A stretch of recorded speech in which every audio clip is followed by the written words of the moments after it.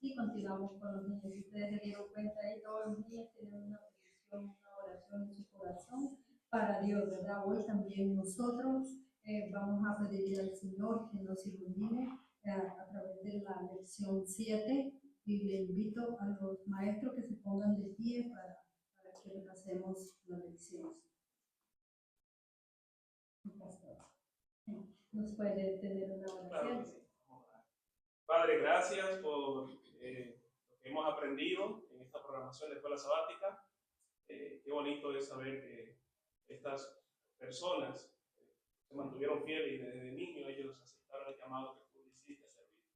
Ahora que vamos también a repasar tu palabra, lo que aprendimos durante la semana, permite, Señor, que nuestras mentes puedan recordar lo que ya se estudió y que por medio del Espíritu Santo puedan ser puestas en práctica en nuestras vidas.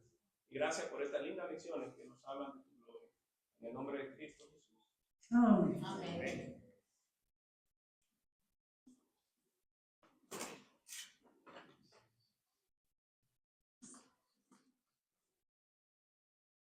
Y es una alegría, Estaba muy emocionado durante la semana que venía nuevamente a visitarlos. Y queremos, ¿verdad? Decirles que estamos con planes de continuar los sábados.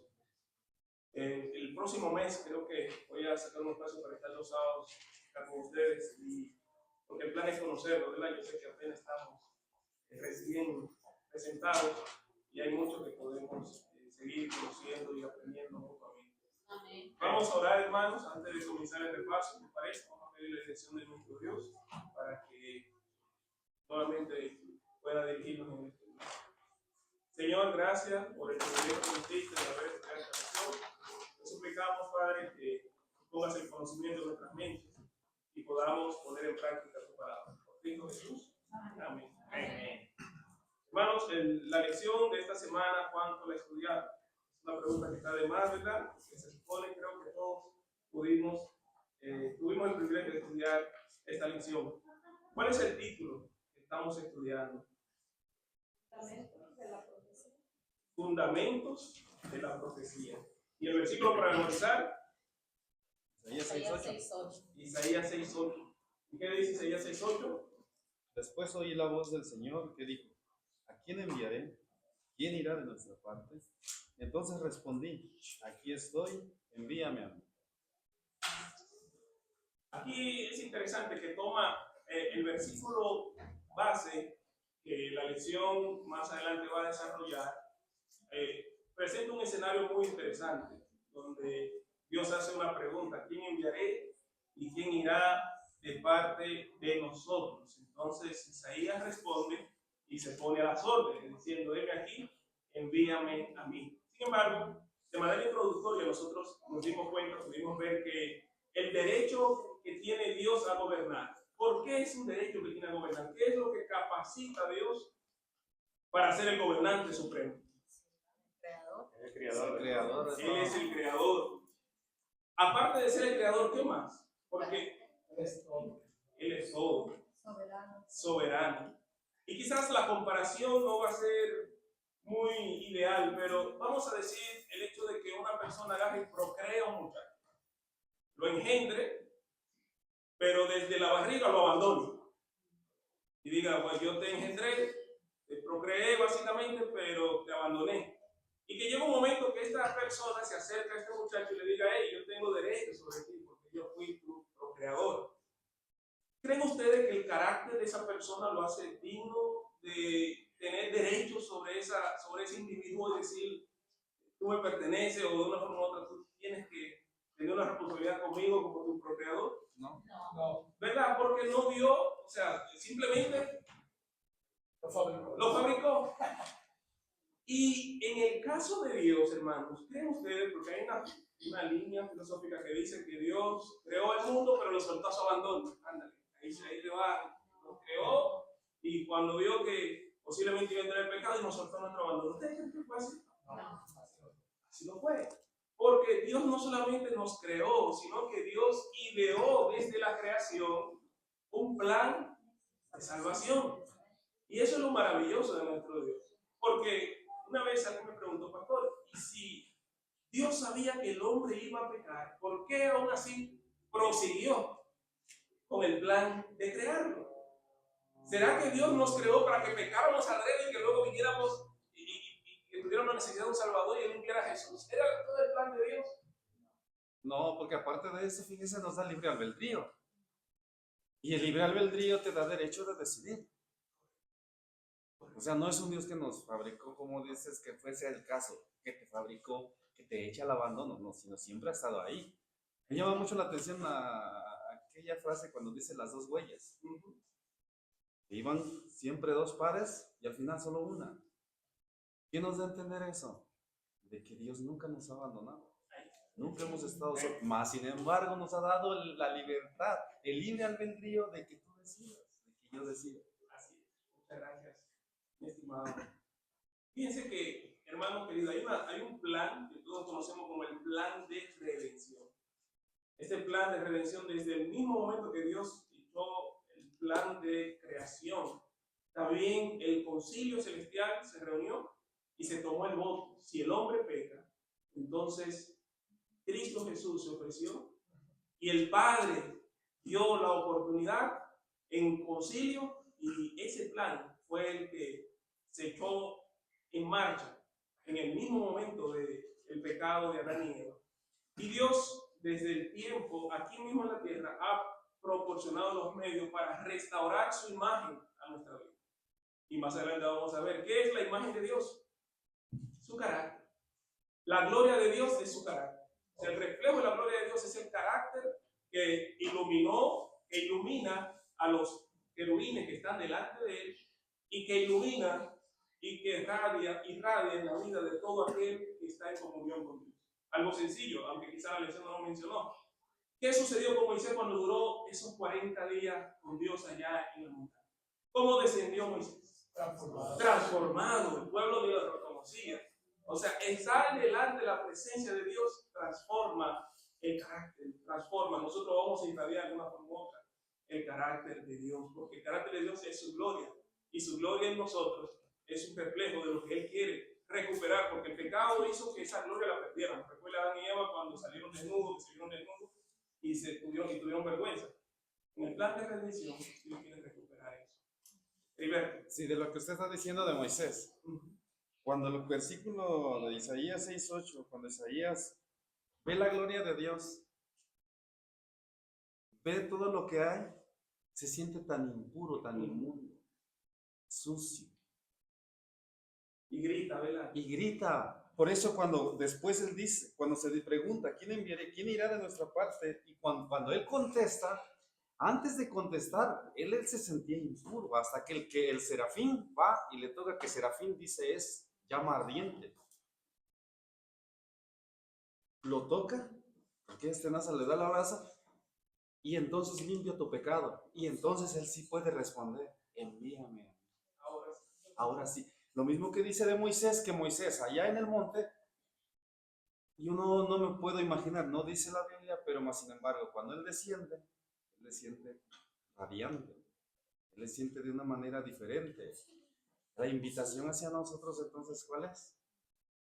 Porque aplica a nuestras vidas nosotros como iglesia, como cuerpo, individualmente, porque la lección también nos habla de que Dios viene a rescatar a un pueblo, viene a rescatar a esa humanidad que decida, por el libre albedrío, seguir a Cristo.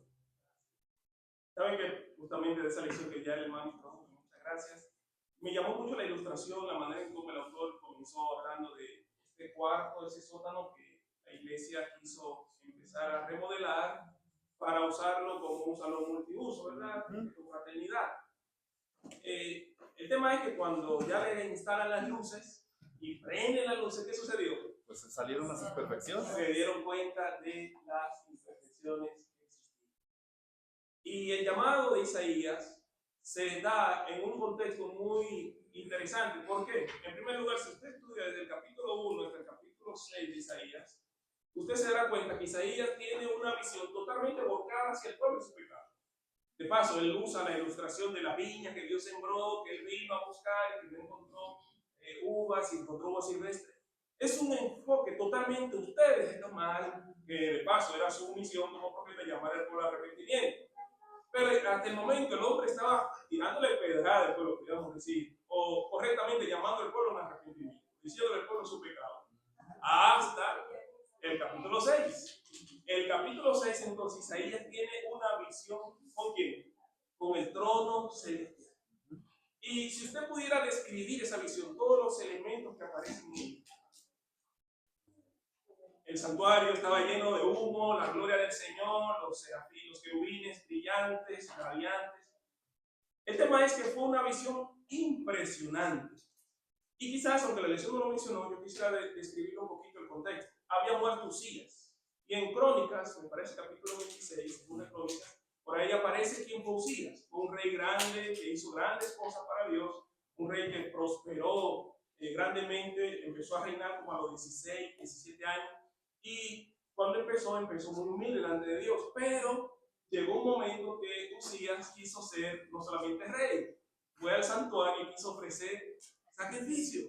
Y más de 50 hombres en conjunto con el sumo sacerdote le fueron a decir: no te pertenece eso. ¿Por qué? Porque el único que puede ser rey y sacerdote, ¿quién es?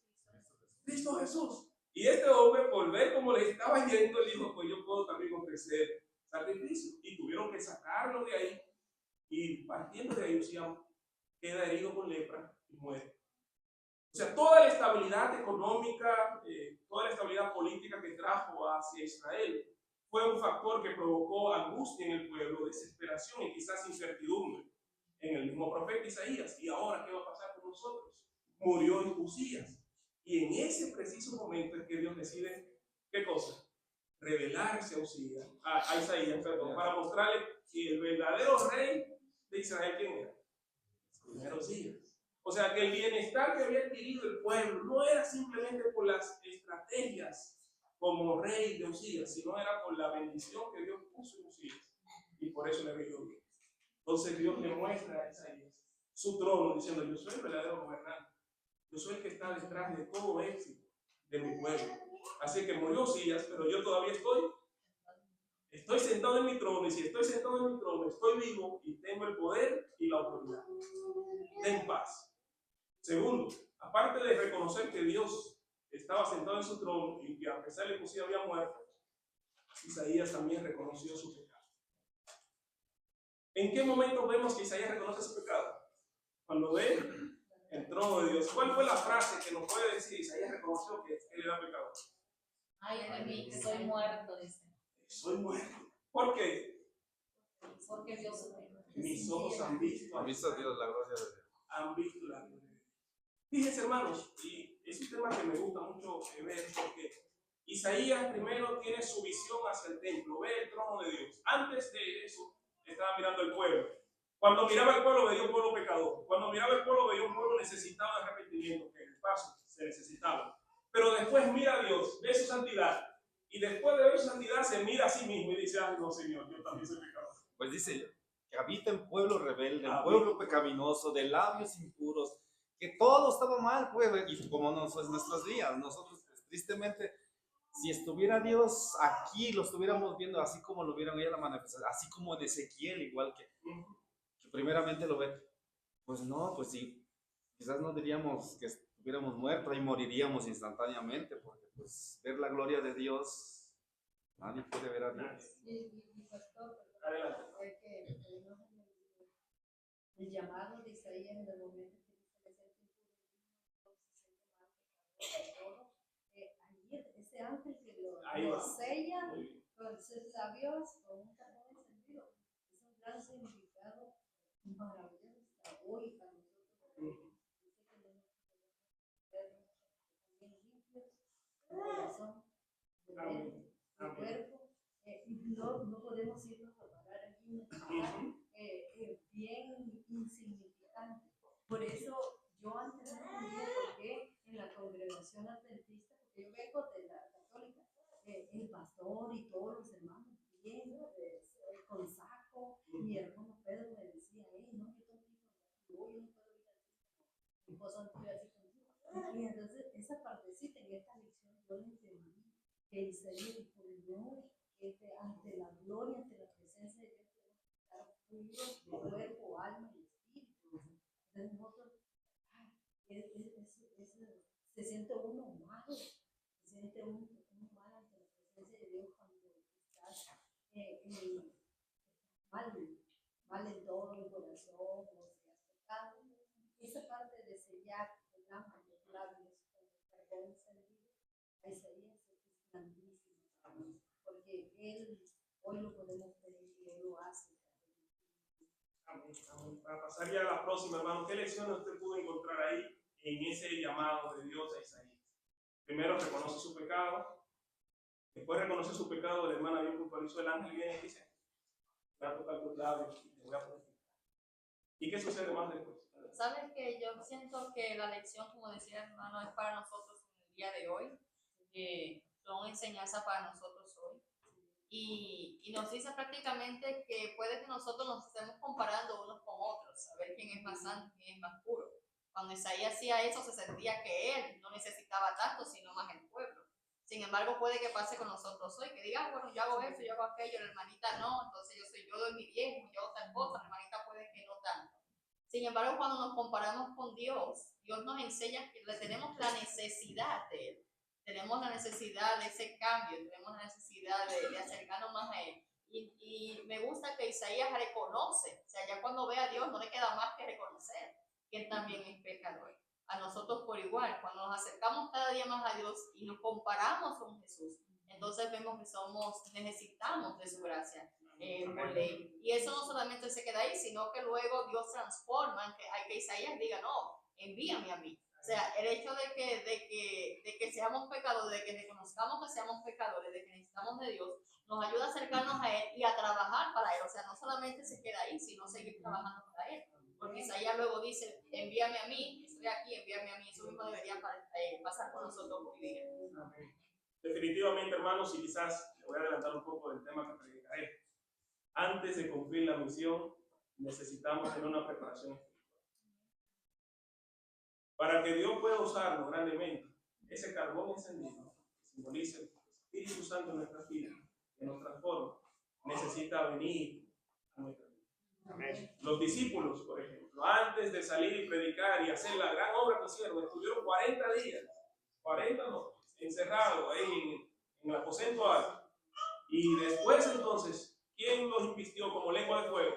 El Espíritu Santo. O sea, el Espíritu Santo es el elemento transformador en nosotros, que nos hace dignos, nos justifica y nos dice, ahora ven, Isaías, después que el Señor le dijo, este carbón ha tocado tus labios, él se puso a las órdenes. Ahora sí, envíame. ¿Será que Isaías antes no estaba lleno? Adelante, River. Sí, mira, volviendo a lo que preguntabas hace rato de que si Dios nos olvida, fíjese, de que tanto que no nos olvida, que en la lección habla de que en el Edén, todo lo que, los preparativos, los querubines ahí, ¿para qué? Porque se imagina una familia pecaminosa volviera a entrar y tomara de los frutos, tomara de las hojas del árbol de la vida, vivieran para siempre, malvados para siempre. Y quiere vivir siendo malo toda la vida, o sea, no, eso no sería, no es vida. En esos los detalles Dios se preparó a nuestro Señor Jesús para dar su vida, derramar su sangre sobre nosotros desde el Génesis. Pero a mí, fíjense, la lección me llamó mucho la atención, la parte del libro, cuando se ve el trono, que están los 4 seres vivientes, que son los serafines, que tienen caras, dice, de águila, de hombre, de toro y de, ¿qué? ¿El otro? Sí, el toro, el buey. Pero sí, se asemeja lo mismo, las 12 puertas que están en la ciudad, y Dios dice que protegió con Judá, que es el león de Judá, y es una de las caras. El de cara de hombre, cuando está Rubén, cuando están de los 4 de la tribu de Israel, que están los 4 representantes, porque dice que los serafines tienen sus manos aquí debajo de sus alas, y en uno tiene cara de hombres. Y los serafines, pues, lo que representa. Pero cuando están los serafines, cuando está en el trono el Padre, los serafines, están los 24 ancianos, los 24 tronos, y entre de ellos está Jesús, el Cordero que viene como inmolado, pero viene de la tribu de Judá. La raíz de David, dice.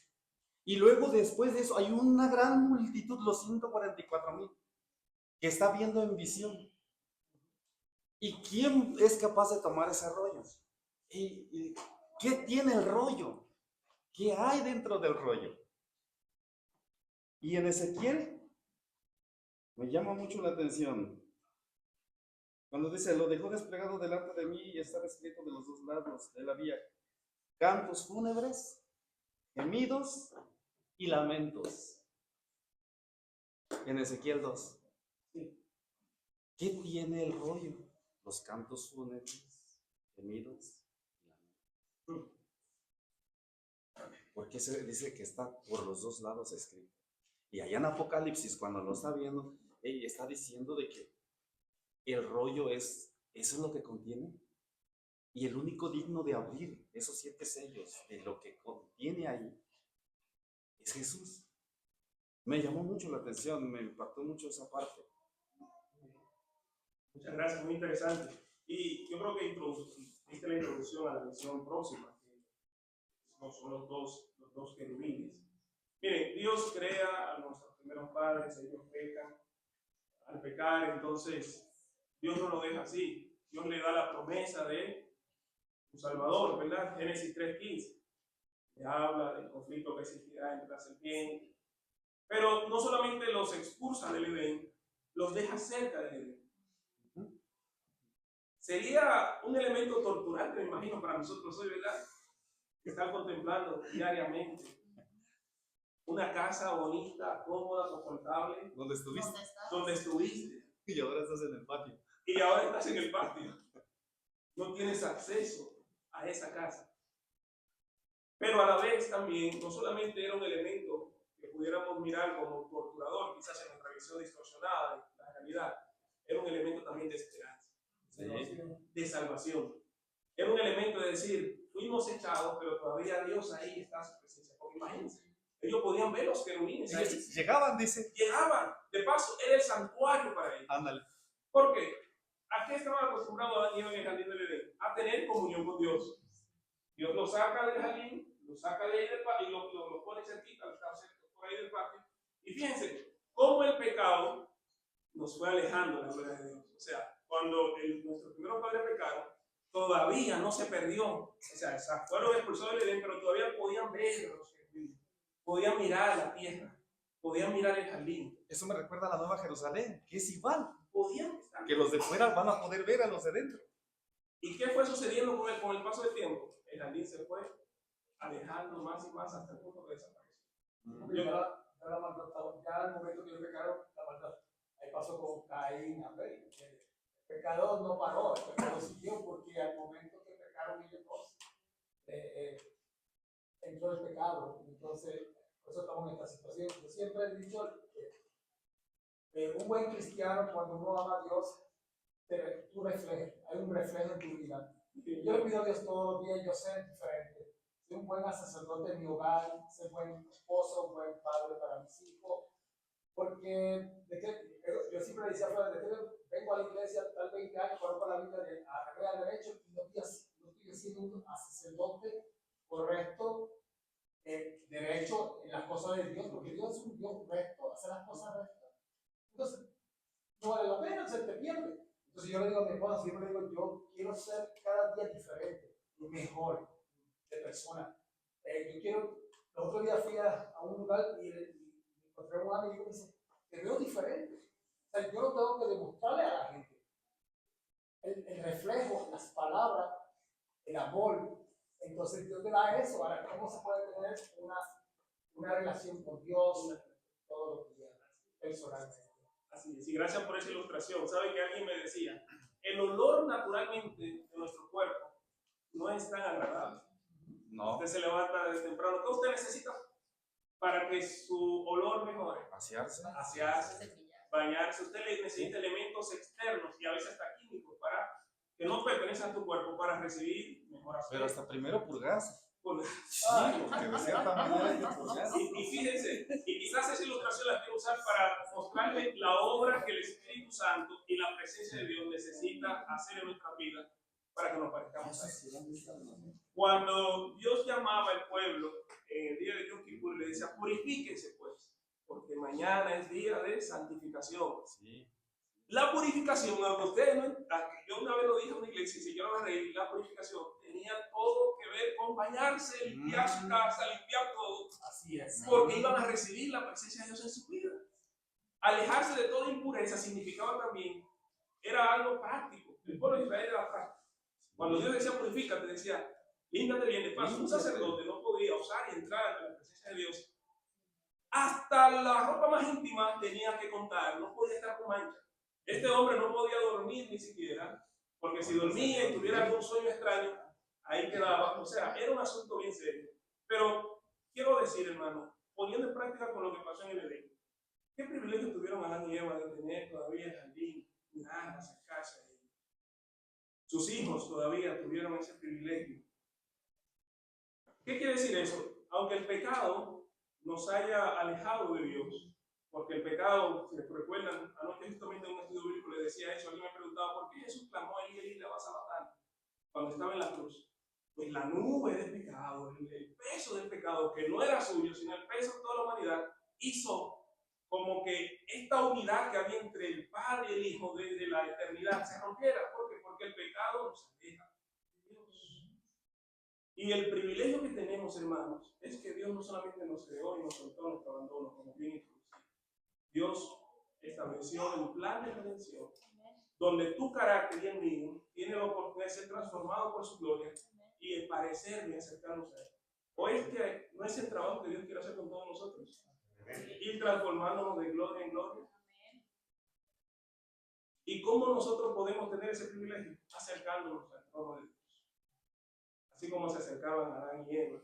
Pero la lección no queda ahí. No sé si usted tiene algo más que decir. Esa lección, no solamente el jardín del Edén. Dios luego, más adelante, le dice a Moisés, hazme un santuario para habitar en medio del pueblo. Que más adelante vas a encontrar que la palabra Shiken es establecer. Dios quería estar entre su pueblo, así como los querubines y los serafines estaban delante de Dios y recibían de la gloria de Dios. De la misma manera Dios quería estar en medio de su pueblo para que todos nosotros pudiéramos tener el privilegio de estar delante de Él. Últimamente, hermanos, yo creo que si hay algo que, bien decía el hermano, que necesitamos como pueblo, es más de la presencia de Dios en nuestra vida. Amén. Es indiscutible que una persona que ha estado con Dios, o sea, cuando tú estás con Dios, cuando tú estás con alguien, su aroma se te pega. De paso, cuando tú convives mucho con alguien, se parecen tanto que casi se confunden. A veces a mi esposa y yo, eso que tenemos apenas 6 años, nos parecemos hermanos en algunas cosas. Ella ha adquirido hábitos míos, yo he adquirido de ella. Y yo quiero imaginarme que los esposos con más tiempo, ya saben, se complementan, ¿verdad? Me imagino, ¿verdad? Ya. Imagínense ahora habitar y convivir con nuestro Dios.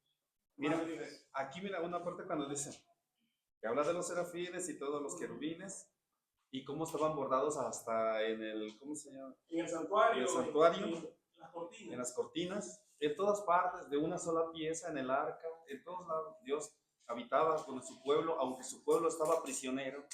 Cuando Ezequiel ve la visión en el trono de Dios, el pueblo estaba en Babilonia prisionero. Pero me llama mucho la atención aquí cuando dice, todas las criaturas de Dios fueron diseñadas para reflejar su gloria. Amén. Todas las criaturas, tanto los seres humanos, hechos a su imagen, como los seres angélicos que están junto al glorioso trono. Amén, amén. Y gracias, ¿verdad? Me estás conduciendo de una lección a otra. Gracias. Pero fíjense, esa lección nos llama a hacer una comparación entre la visión de Isaías allá en el reino de Judá, donde él estaba, con una condición real, donde él había visto el trono de Dios, había muerto Usías. La visión de Ezequiel allá en Babilonia, como había puntualizado el hermano Heriberto, y la visión de Apocalipsis de Juan allí en Paz. ¿Qué similitudes encontró usted ahí en esas 3 visiones? Porque yo creo que si usted pudo entender esas 3 lecciones, esas 3 visiones, usted entendió la lección. ¿Qué similitudes encontramos en esas 3 visiones? Yo tengo una similitud que me parece muy interesante, que yo quisiera escuchar a usted. La visión de Ezequiel. ¿Dónde estaba Ezequiel cuando recibió esa visión? Bien decía el hermano, en el cautiverio. ¿Qué estaba aconteciendo con el pueblo de Judá cuando Isaías recibió la visión? había muerto Usías, y Tiglat-Pileser y otros reinados estaban por atacar. Había una situación histórica seria. ¿Qué acontecía allá en los años 100 después de Cristo, más allá, cuando Juan estaba preso en Pasmo? ¿Qué estaba pasando con la iglesia allá afuera? Perseguida. Si ustedes relacionan todos esos contextos históricos, ustedes se darán cuenta que la presencia de Dios en su trono se manifestó en momentos de crisis del pueblo. En los momentos de más aprieto, allá en Babilonia, el pueblo preso, cautivo, desesperado, preguntando cuándo nos vamos a liberar. Dios permite que su siervo tenga una visión de él en su trono. Isaías, preocupado por quién va a reinar ahora que murió Usías, Dios le muestra una visión de él sentado en su trono.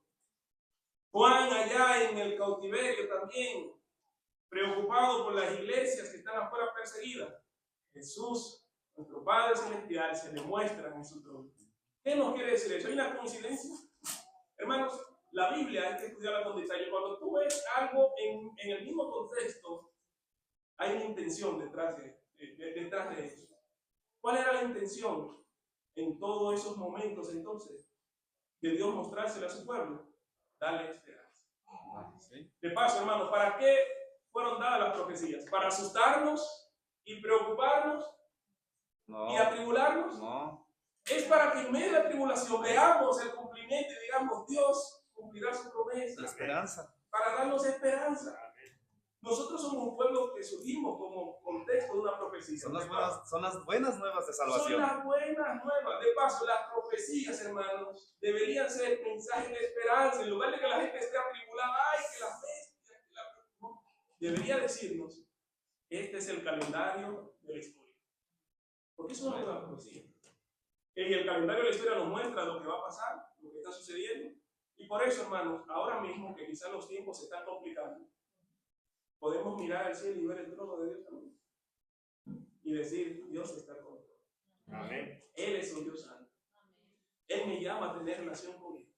Y después de llamarme a tener una relación cercana con Él, Él me hace el llamado. Ahora estás listo para ir, predicar y alcanzar a otros con lo que tú recibes. Hermano Gilberto. Mira, complementando lo que estás diciendo, de que el trono de Dios lo podemos ver. Pregunto yo, ¿alguno de ustedes lo ha visto? ¿No lo ha visto? El trono de Dios, así como lo vieron los profetas. Así como lo vieron ellos, fíjense, lo hemos visto. Y me dicen que no. Somos tan de poca fe que no lo hemos visto. Si en su palabra, lo que vieron ellos, ¿lo vieron para quién? Ellos fueron nuestros ojos y lo plasmaron en la escritura. Y nosotros, cuando usted lee la escritura, ¿a poco no usted no se imagina ver esa visión también? ¿A poco no la ve con el ojo que es del corazón? ¿A poco no se siente? A través de los ojos, a veces Dios utiliza a otras personas para que vean lo que yo, que estoy ciego, no puedo ver. Ella en su escritura está, y me dices que no lo has visto. Yo cuando te estoy diciendo que está el trono, dice que hay un arco semejante a la esmeralda, que está en el trono sentado el Padre, un hombre, el anciano de días, que están los 4 seres vivientes que son los serafines, que están los 24 ancianos con sus tronos, que todos ellos tienen coronas, que está Jesús entre medio de los ancianos, que cuando yo veo la multitud de los 144,000 que me está diciendo la escritura que está viendo el profeta, y yo no lo veo. Si tu fe fuere como un grano de mostaza, le dirías a este monte, muévete, y se movería. Si tuviéramos la fe de que lo que está escrito es verdad, dice, es fiel y verdadero. La palabra de Dios, la Apocalipsis, las profecías son fiel y verdaderas. Y pues si yo las creo, es que Juan lo vio, Ezequiel lo vio, Isaías, oye, pues ya lo vieron por mí y me están dando fe de que eso es Fiel y verdadero. fiel y verdadero. Muy bien, hermano, muchas gracias. Ahora, Ahora, si nos vamos al contenido de la visión, porque hemos hablado del contexto histórico, de lo que está sucediendo y el propósito por el cual Dios permitió que ellos vieran esas visiones. ¿Qué elementos de las visiones son impactantes para usted? Elementos de ambas, de esas tres visiones. Elementos, por ejemplo, el hermano mencionó varias veces los 4 seres vivientes. Esos 4 seres vivientes, que se describen muy bien en Apocalipsis capítulo 4, bien nosotros entendemos que son ángeles, ¿verdad? Los 24 ancianos, ustedes bien saben que desde tiempo hay posiciones, nosotros como iglesia entendemos que son representantes, gobernadores que están con nuestro Padre Celestial. Ahora, aparte de los 24 ancianos, también hay una multitud. Si ustedes se fijan, los 4 seres vivientes están delante de la presencia de Dios. Los 24 ancianos están sentados también alrededor de ellos. Y la gran multitud ahí está. ¿Ven ustedes algo gradual? ¿Ven ustedes algo gradual? ¿Qué quiere decir eso? Que todos tenemos un lugar delante de la presencia de Dios. Todos. Todos. Así como los ángeles. Así como los 24 ancianos. Usted puede ser parte de esa gran multitud. Amén. O sea, delante de la presencia de Dios, hermanos, no importa el nivel de pecado, si tú decides limpiar tu conciencia y acercarte con un corazón sincero, tú puedes tener también una visión de Dios. Ahorita cuando el hermano preguntaba, ¿cuántos han tenido el privilegio de ver a Dios en su trono?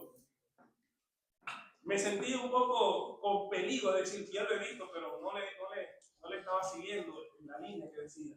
Sin embargo, yo no sé si usted, al igual que yo, he tenido el privilegio donde usted se arrodilla y quizás su mente limitada no le permite ver con todos los detalles la presencia de Dios sentado en su trono, pero en ese momento que usted se arrodilla, yo te aseguro que ha sentido la presencia de Dios ahí. Amén.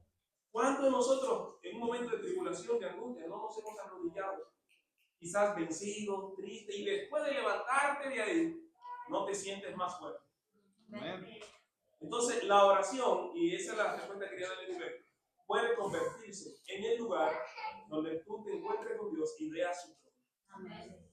De paso, si usted se va al Salmo 73, Salmo de Asaf, Asaf estaba luchando con incertidumbre, estaba diciendo, pero los pecadores prosperan y al justo le va mal. Y dice Asaf que sentía envidia en su corazón. Y todo eso, la tribulación casi se pierde, casi su fe se acaba, hasta que entré a dónde? Al santuario de Dios, y allí comprendí el fin de ellos. ¿Por qué Asaf, entrando al santuario de Dios, entendió el fin de ellos? Porque en el santuario él veía y se daba cuenta que allí estaba el juicio de Dios a las naciones. Todo aquel que, reconociendo su pecado, no se acerque ante él, tendrá que comparecer ante el juicio de Dios. ¿Y quién está sentado ahora mismo en el trono celestial como juez? Y ahora mismo en el proceso, nuestra vida, como dice Daniel capítulo 8, versículo 14, ¿qué está sucediendo con nosotros ahora mismo? El juicio expiatorio de Dios. Ese juicio, hermano, todo aquel que se acerca y decide acercarse al sumo sacerdote, que dice Hebreos capítulo 4, porque no tenemos un sumo sacerdote que no pueda compadecerse de nuestras debilidades, sino uno que fue tentado en todo, pero sin pecado. Acercado pues, confiadamente aquí, al trono de la gracia.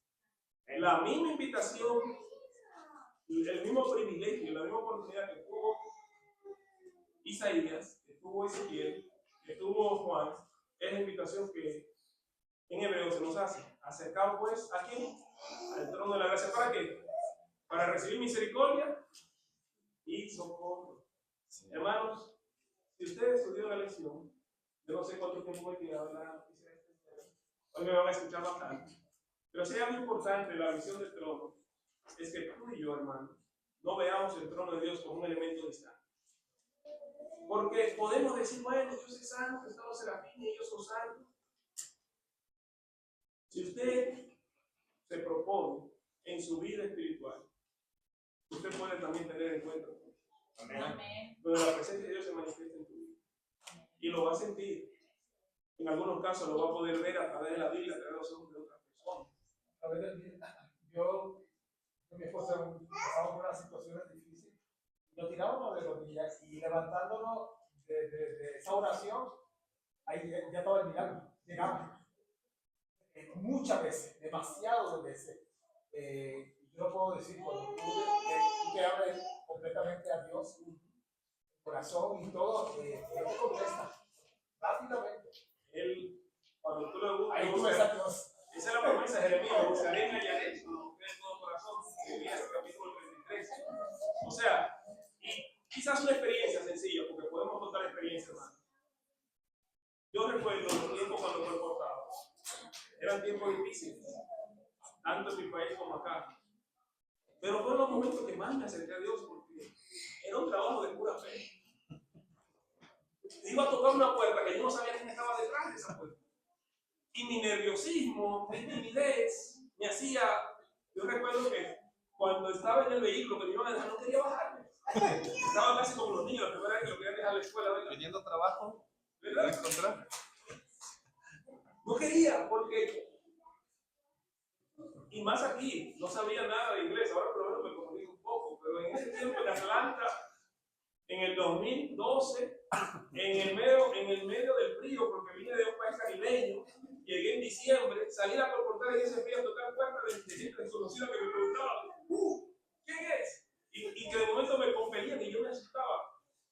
En esos momentos, hermano, tuve que desarrollar una vida tan íntima con Dios y de fe. Y era el que me decía, baja, porque tú no estás llevando un mensaje, estás llevando el mensaje de Dios. Y esa timidez y ese miedo que me daba de ir a tocar una puerta, con el paso del tiempo se fue convirtiendo en una actitud extrovertida. Quizás hoy ustedes ven un pastor que sonríe, que saluda. No, se muy encerrado. Era miedoso en cuanto a la interacción con otras personas. Pero el reconocer que Dios es el que te ha llamado y el teníamos un amigo, él cada mañana, este compañero me invitaba, vamos a orar. Levantábamos a las 5 temprano. Y era momentos donde también ayudábamos, porque teníamos una meta. La meta era regresar a nuestro país con nuestra beca alcanzada.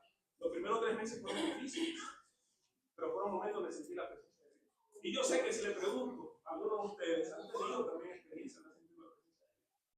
Nuestro Dios no es un Dios lejano, como vimos en la segunda lección. Dios se acercó al pueblo y quiso habitar en medio del pueblo. Nuestro Dios es el mismo de ayer y hoy. Amén. ¿Quiere Dios habitar en medio de la iglesia de Nueva Esperanza? Amén. ¿Quiere Dios habitar en sus hogares? Amén. Nomás quiero cerrar con esto. Lucifer cayó, buscando él la adoración, exaltarse a sí mismo. Pero me llama mucho la atención aquí lo que dice el Injiway. Y yo hace años antes de estudiarla, yo eso me lo imaginaba y alguien me dijo, un anciano me dijo que yo estaba mal. Y yo no había leído el Injiway. Pero cuando leí, entendí de que Dios siembra eso en los corazones y en las mentes. Dice, es muy instructiva, las vacantes que se produjeron en el cielo por la caída de Satanás y sus ángeles serán llenadas por los redimidos del Señor. Amén. La verdad acerca de los ángeles habla eso. Esa tercera parte que cayó, no toda la humanidad tristemente se va a salvar. Va a ser un pueblo, va a ser un tercio que va a llenar ese entero. Y yo así me lo imaginaba antes, y me dijeron que no, hasta que lo leí. Y dije, mira, interesante. Yo ya lo tenía ahí, como si fuera un chip. Y no es que lo sepa uno todo, yo lo intuía así.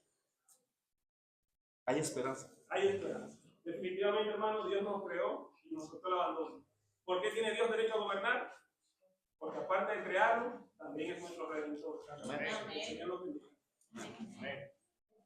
Con mucha sabiduría, han leído mucho la Biblia y ahí aprendemos todo. Gracias, hermano, por esta lección 7, que es maravillosa. Continuamos ahí, ¿verdad? Con el llamado de Isaías, Ezequiel, y aquí también continuamos con la misión de Juan, que es el último que presentó al Mesías, y dice que él se preparó en el desierto, en ayuno y oración, para que Satanás no lo tocara. Acuérdense que él fue también enviado antes de nacer. Dios ya lo tenía. Fue un llamado especial. Yo los invito a que ustedes también se pongan de pie, porque también somos llamados hoy a servir a la iglesia, a servir especialmente a llamar a otras personas que están en perdición, que no saben porque nadie les ha hablado. Vamos a poner un himno, envíame a mí. Cantemos todo porque eso lo sabemos.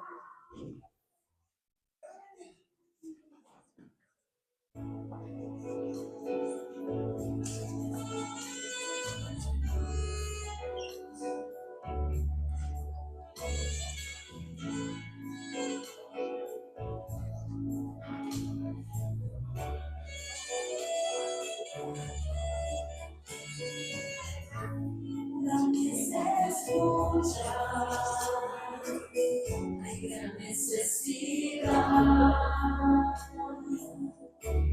y pocos obreros en tanto hogar.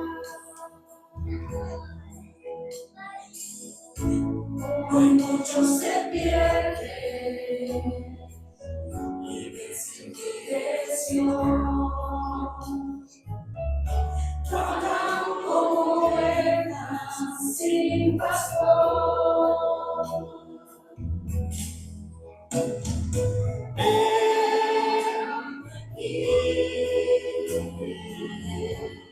Envíame a mí.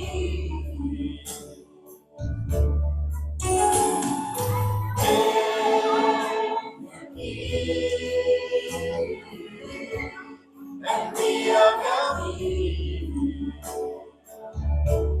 Yo iré por aquellos que vagan sin ti.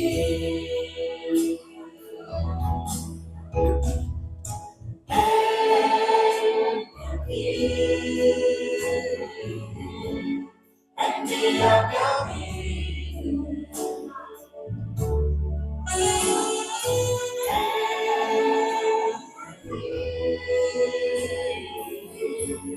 Envíame a mí.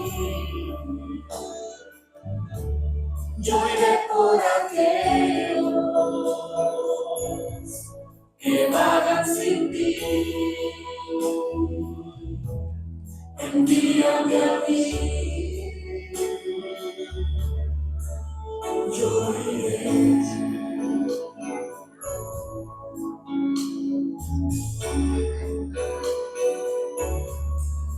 ¿Cuántos quieren ir? La mies se escucha, hay gran necesidad y pocos obreros a laborar.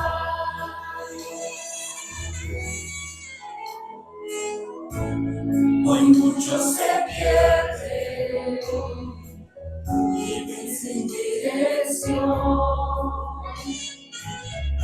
Vagan como ovejas sin un pastor.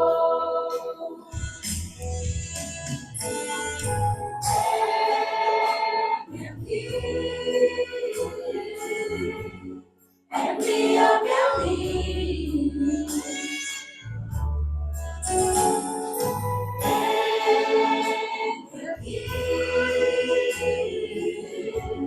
Envíame a mí. Yo iré por aquellos que vagan sin ti.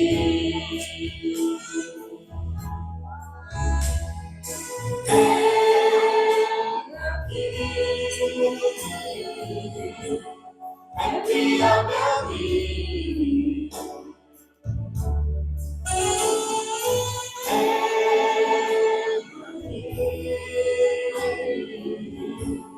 Envíame a mí. Yo iré por aquellos que vagan sin ti. Envíame a mí. Yo iré.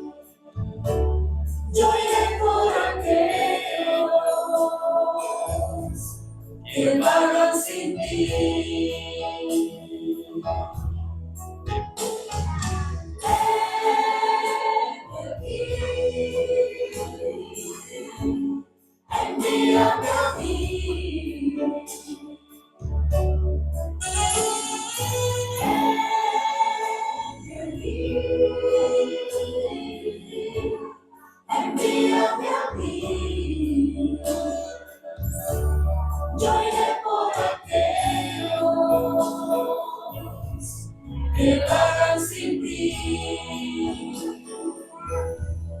Envíame a mí, yo iré.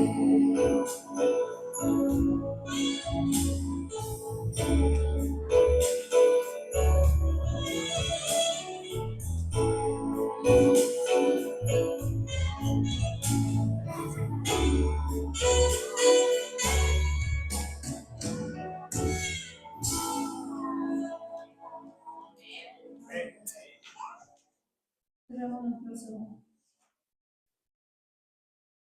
Gracias, amado Padre, por el amor tan grande que tenemos en la humanidad, especialmente con cada una de las familias aquí representadas.